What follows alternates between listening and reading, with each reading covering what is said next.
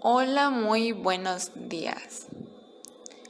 El día de hoy, jueves, vamos a realizar las últimas actividades de esta semana, ya que el día de mañana, viernes, es suspensión de actividades por consejo técnico. En esta ocasión vamos a trabajar con las materias de español, matemáticas, ciencias naturales y geografía. Iniciamos pues con el primer tema, que es tu narración o tu texto narrativo. El día de hoy, ya que hayas escrito o pasado en limpio el cuento que escribiste anteriormente, vas a leer en voz alta tu texto narrativo y comentar en familia acerca de lo que trata tu cuento, así como mencionar el escenario, los personajes, el problema que enfrentan los personajes y la solución que le dan al final. Después vas a responder la autoevaluación acerca de esta actividad en la página 74. En la tabla de abajo, donde dice aspectos, vas a leer cada uno de esos aspectos y vas a marcar la casilla que consideres que corresponde con tu aprendizaje. Si lo lograste, si puedes mejorar o si no lo lograste. Muy bien. Recordemos que anteriormente leímos el capítulo 4 y el capítulo 5 del libro Don Quijote de la Mancha. En caso de que no recuerdes alguna parte de esta lectura, puedes volver a leerlo, ya que en la siguiente actividad responderás algunas preguntas acerca de esos capítulos. El capítulo 4, la batalla contra los cueros de vino, vas a responder las siguientes preguntas. ¿Qué personajes aparecen en el capítulo 4? ¿Por qué se enojó el ventero? ¿Qué era en realidad la sangre que menciona Sancho? ¿Y con quién confundió Don Quijote al cura? Y en el capítulo 5, el encantamiento de Dulcinea, responderás: ¿en dónde vive Dulcinea? ¿A quién mandó a buscar Don Quijote? Dulcinea y las dos doncellas eran en realidad, ¿quiénes eran? ¿Y por qué huyeron las labradoras? Muy bien. Pasando a la materia de matemáticas, continuamos con el tema del uso del transportador, y en esta ocasión vamos a observar algunos ejemplos de ángulos que se pueden medir con el transportador. Veremos que el primer ángulo, obviamente todos ellos debemos ubicar el centro del transportador en el vértice del ángulo, iniciando desde el 0 de derecha a izquierda para poder medir.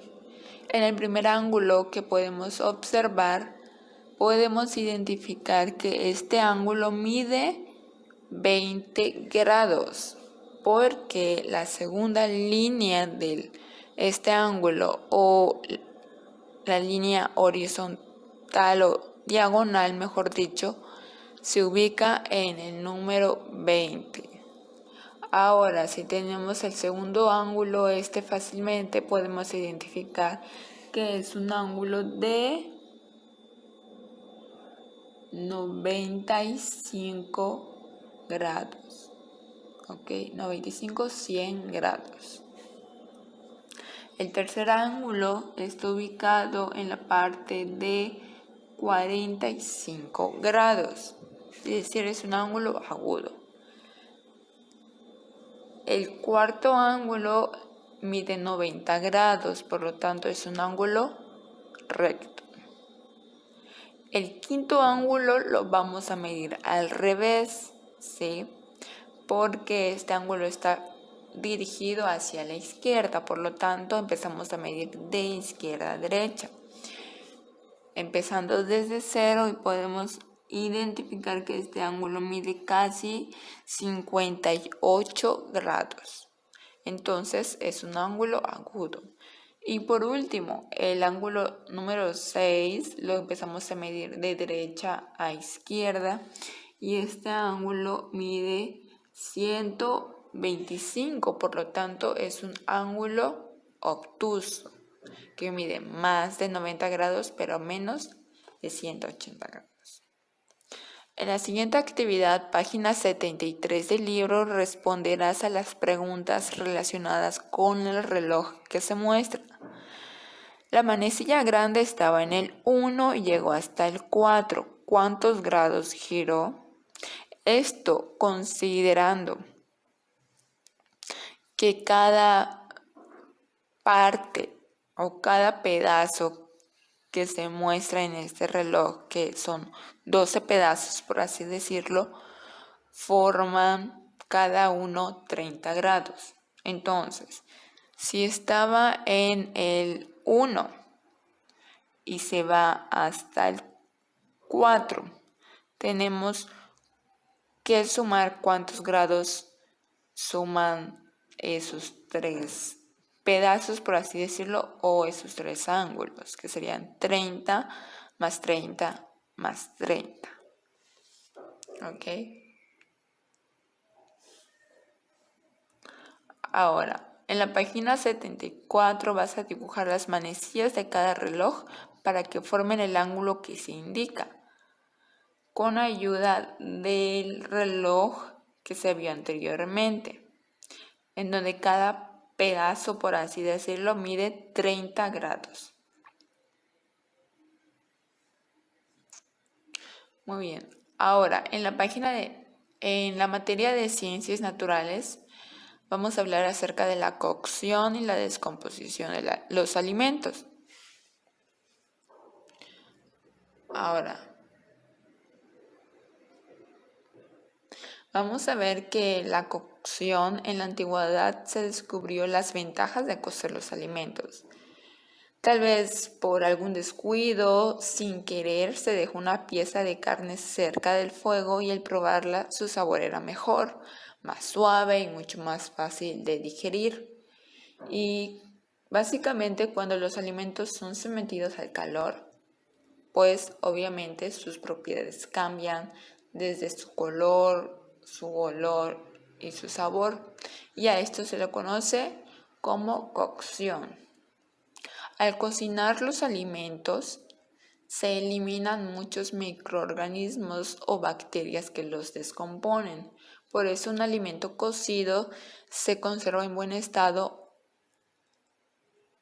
más tiempo que un alimento crudo.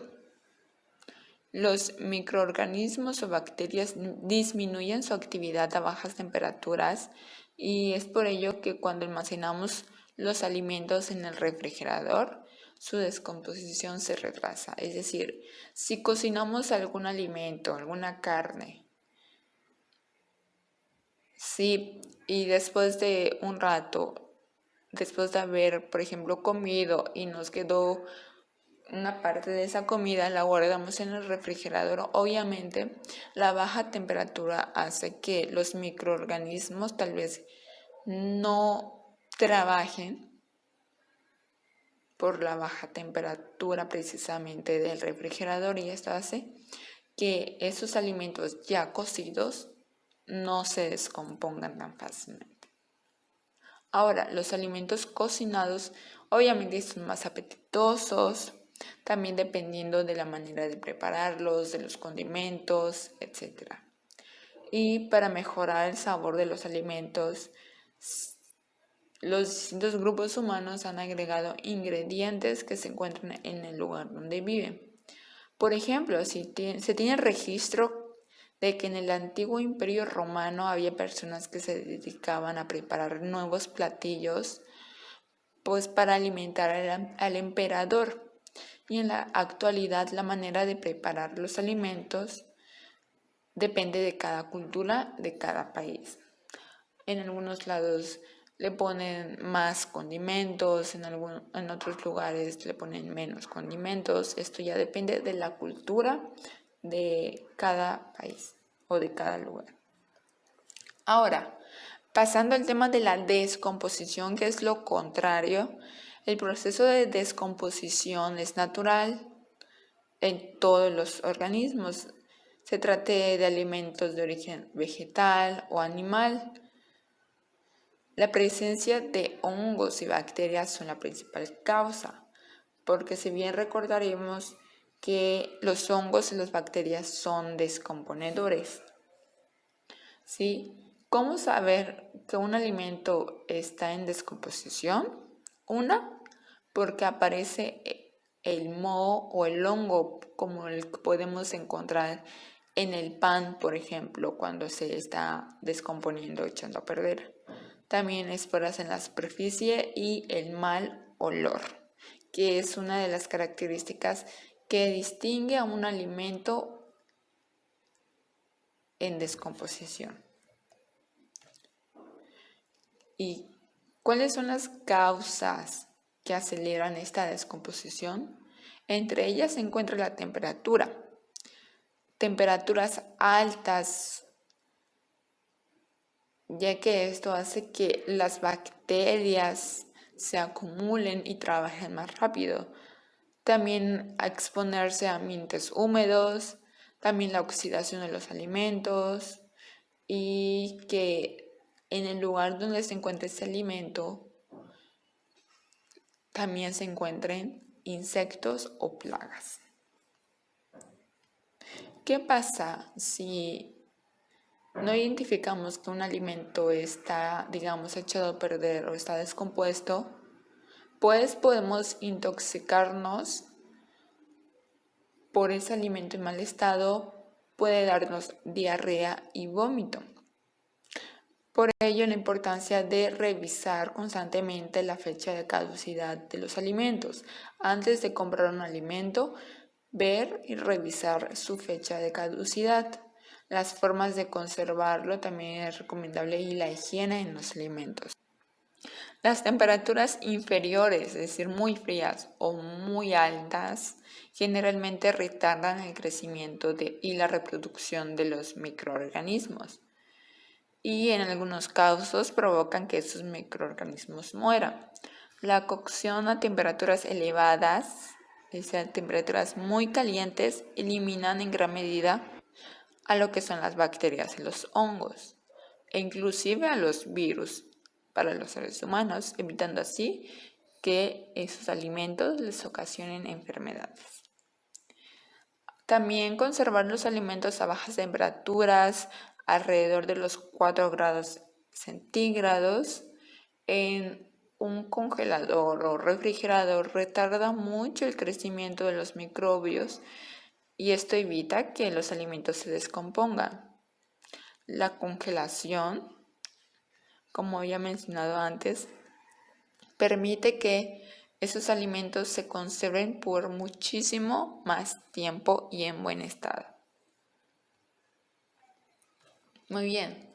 Ahora, en la siguiente actividad observaremos las imágenes y leeremos la información de la página 84 y 85 del libro de Ciencias Naturales, en donde se muestran algunos elementos y comentaremos qué es lo que observamos ahí, para después responder.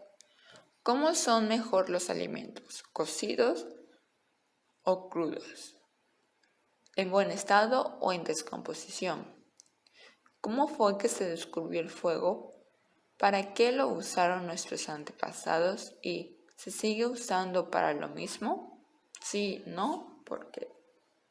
Finalmente comentarás con un familiar y escribirás tu respuesta a lo siguiente. ¿Para qué sirve cocinar los alimentos? Y tu respuesta o conclusión la escribirás en tu libreta. Muy bien. Pasando a la materia de geografía, en esta ocasión vamos a hablar acerca de lo que es la conurbación, de cómo es que las personas se van de un lugar a otro, cuáles son las causas de de esa migración y cómo es que las ciudades se crea una conurbación donde el desarrollo de la industria, de la urbanización, hace que esas ciudades crezcan aún más y se produzca también una sobrepoblación. Vas a leer en voz alta en la página 86 de tu libro en donde aparece la carta de Sergio y reflexionarán si consideran que Guadalajara es una ciudad muy poblada de acuerdo a la carta de Sergio. ¿Y por qué? Realizarás la actividad de la página 87 en donde vas a investigar en un diccionario qué significa conurbación y escribirás su definición en tu libreta. También vas a tratar de identificar ciudades conurbadas en nuestro estado, que es Quintana Roo. Después leerás la sección Aprendamos más sobre las razones para vivir aquí. Las razones por las cuales las personas se mudan o deciden vivir en otro lugar. ¿Sí? Muy bien. Después realizarás la actividad de la página 88 que consiste en consultar el atlas de geografía en la página 26, revisar la gráfica de densidad de la página 27 del atlas de geografía para responder cuáles de las entidades más pobladas coinciden con las más densamente pobladas. ¿Y qué lugar ocupa Quintana Roo en ambas gráficas? Esto lo vas a responder en tu libreta de geografía con el tema, con el título, conurbación.